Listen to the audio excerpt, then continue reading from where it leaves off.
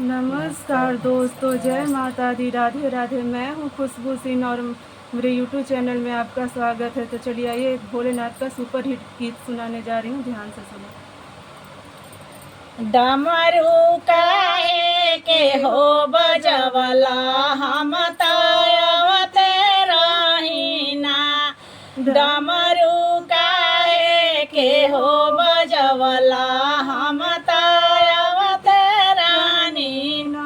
डमरू आवाज हमरो बगिया में सुनैले लोरते रहनीना।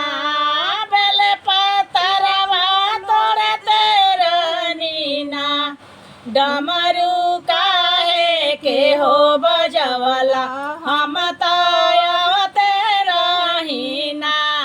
डमरू काहे के हो बजवला हम तायवते रहीना। डमरू के आवाज हमरा गंगा जी सुनैले, हमरा गंगा जी सुनैले। जलवा भरते रहनीना, जलवा भरते रहनीना। डमरू काहे के हो बजवला हम तायवते रहनीना। डमरू काहे के हो बजवला हम तायवते रहनीना।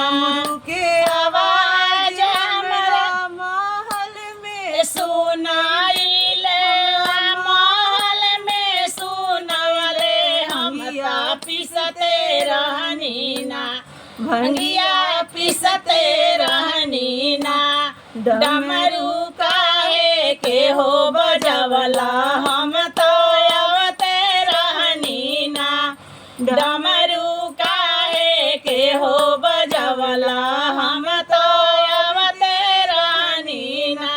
डमरू के आवाज हमरा पर्वत पर सुनाइले, हमरा पर्वत पर सुनवले हम तायवते रहनीना।